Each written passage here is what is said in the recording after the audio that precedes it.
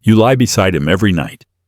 His breath rises and falls with a rhythm you've known for decades. The room is quiet, the lights are off, and everything looks the same as it always has. But something inside feels different now. Not loud or dramatic, just distant. As a psychologist who has listened to the quiet heartbreaks of many women over the last 20 years, I can tell you this. Emotional distance doesn't begin with a fight. It doesn't always scream.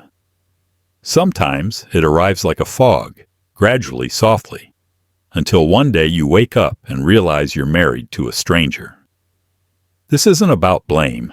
It's not about who's right or wrong. This is about the slow unraveling of emotional connection that so often goes unnoticed in long marriages. About the subtle ways we stop truly seeing one another, even when we share a home, a bed, and a history. For many women, the realization comes late. Sometimes after the children have moved out. Sometimes after retirement. Sometimes during a quiet dinner when there's nothing left to say, and silence sits at the table like a third guest. And the thought comes, how did we get here? In this session, I want to walk with you through that question, not to deepen the sadness, but to help you understand it. Because in understanding, there is power. And in that power may be a path back. So let's begin, not at the end of love, but at the turning point where distance began to replace closeness. Let's explore why the husband you once knew now feels like someone else, and what that says, not just about him, but about the emotional weather of a marriage that has lasted a lifetime. The silent drift. Some marriages don't end with betrayal. They don't erupt in shouting matches or dramatic goodbyes. Instead, they quietly erode, word by word, day by day. Until one day, you look across the dinner table and feel like you're sharing your life with a stranger. This emotional drift doesn't come suddenly. It's subtle, like a tide that pulls back without making a sound. At first, it's missing one kiss goodnight. Then, it's a forgotten, "How was your day?" Eventually, it's the absence of touch, the silence between sentences, and the way you both stop making eye contact over morning coffee. You start talking only about logistics, bills, doctor appointments, what to cook. Conversations shrink into brief exchanges that barely scratch the surface. The emotional language you once spoke fluently together becomes foreign. The distance sets in, not with arguments, but with neglect. As a therapist, I often hear women describe this stage as a quiet grief. We don't fight, they say, but I feel completely alone. It's the loneliness of being unseen, of knowing that someone is there, but they no longer notice you, no longer ask questions, no longer reach for your hand like they used to. And still, life goes on. You make the bed, cook dinner, laugh at something on TV, because the routine is comforting. But deep down, something is missing. Something tender, something human, something once sacred. This is the silent drift. It doesn't scream. It doesn't slam doors. But it's just as heartbreaking. And if we don't pause to name it, to confront it, it becomes the space where love slowly forgets how to speak. Emotional loneliness in marriage. There is a particular kind of loneliness that no one warns you about. It doesn't come from being physically alone. It comes from being unseen in the presence of someone you once trusted with your soul. You can sit beside your husband on the couch every evening, share a bed every night, and still feel profoundly alone. This is emotional loneliness.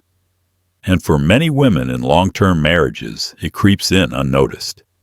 Not because their husbands are cruel, but because the connection, the deep mutual understanding, has faded.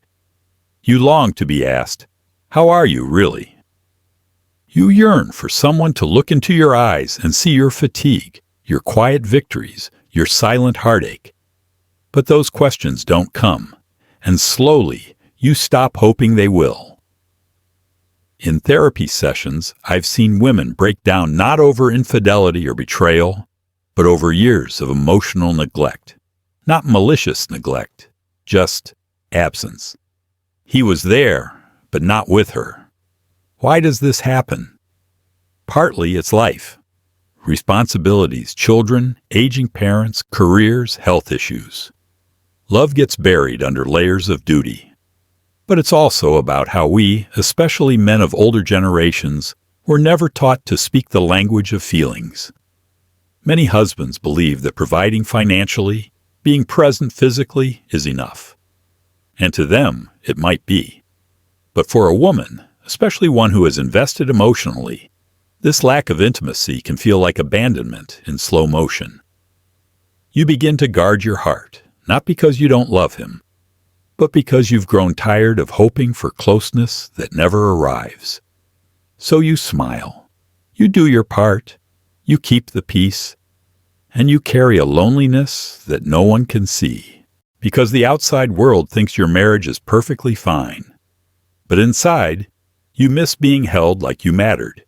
You miss being known, not just as a wife or a mother or a homemaker, but as you. This stage, though deeply painful, is not hopeless. But first, it must be acknowledged. Emotional loneliness is real, and it is valid. The turning point. It rarely happens all at once. But then one day, it does. Maybe it's after a quiet dinner where you both barely exchanged more than 5 sentences. Or maybe it's a simple moment.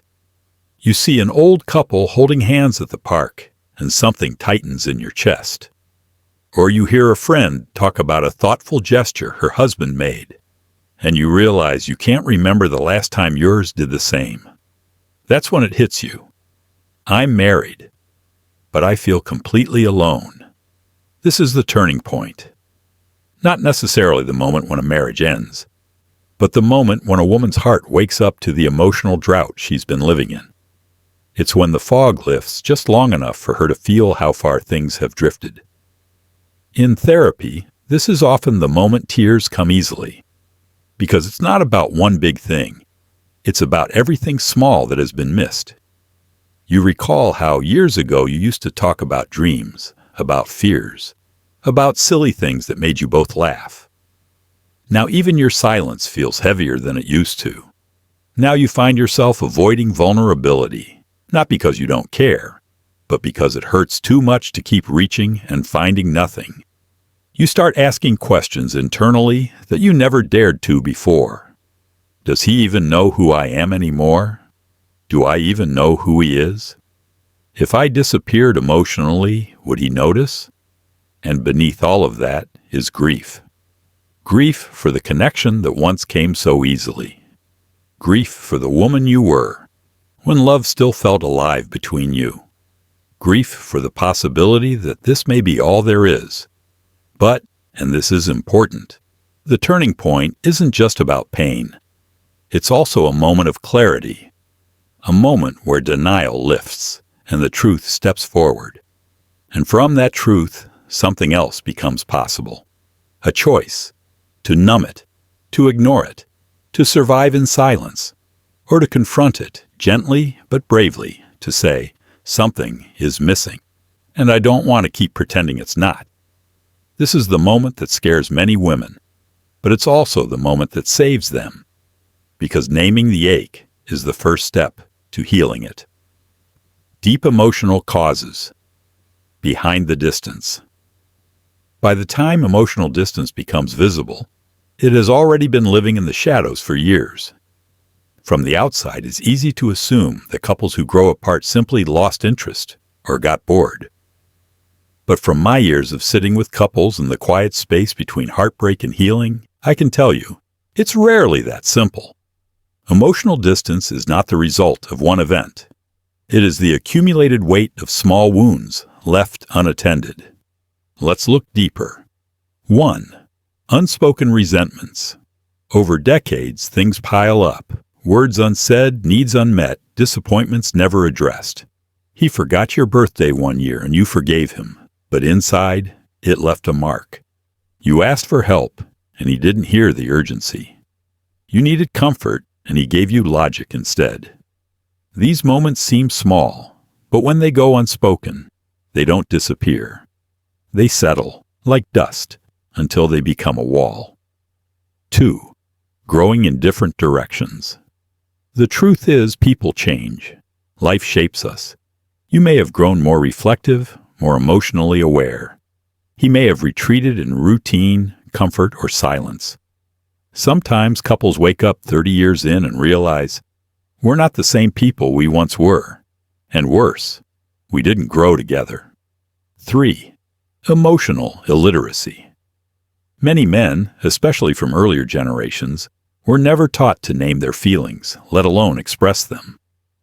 Love, for them, was doing. Working hard, paying bills, fixing things.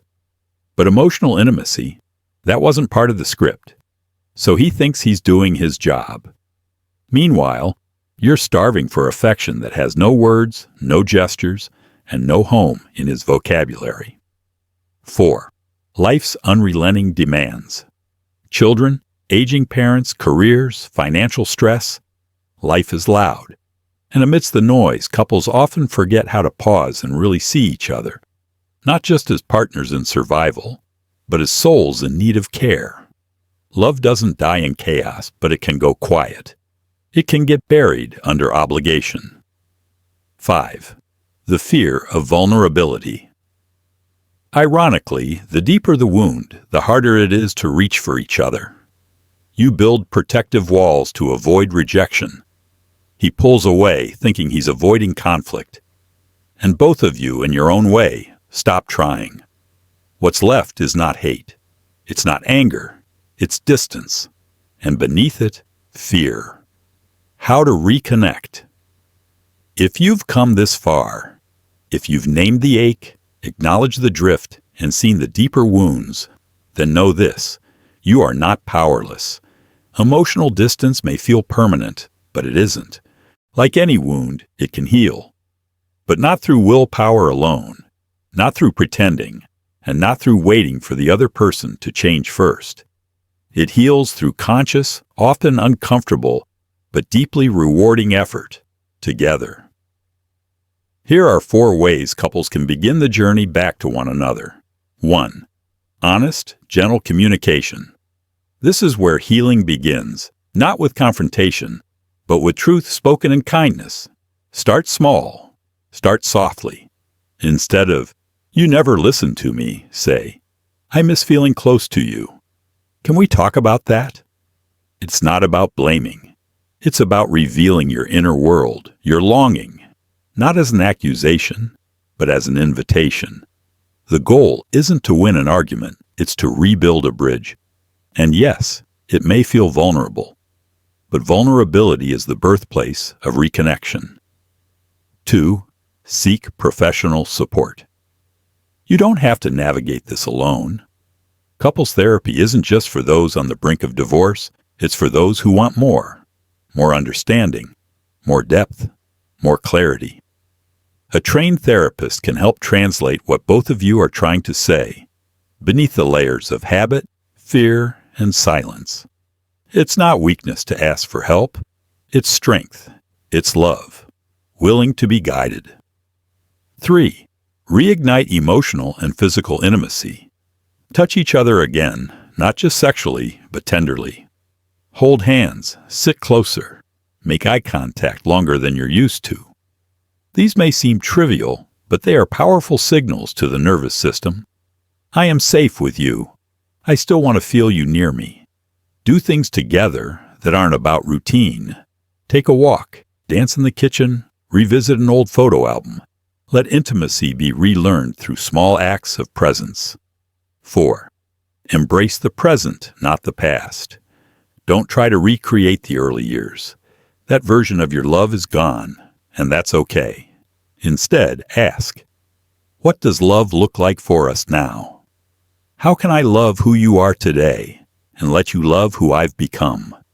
There is beauty in growing old together, but only if you let yourselves truly see each other in the present, not just in memory. Reconnection isn't about going back. It's about going deeper. No marriage is perfect, and not every couple will find their way back in the same way. But if both of you are willing, just willing, to try. Even with baby steps, there is hope. Sometimes love doesn't need to be rekindled with flames. Sometimes it just needs to be uncovered, like a fire that's been quietly waiting under the ashes. So here you are. Maybe you've been holding this ache in your chest for months, maybe years. Maybe you've already cried in the dark, quietly, where no one could hear. Or maybe this is the first time you've allowed yourself to admit something's not right, and hasn't been for a long time. But let me tell you what I've seen in over 2 decades of listening to the hidden heart of marriages. You are not alone, and your pain is not the end of the story. Yes, emotional distance is real. Yes, it hurts deeply. But it is also a signal, not of failure, but of longing. It means that something in you still wants connection, still believes that love could feel alive again, still hopes to be seen, to be held.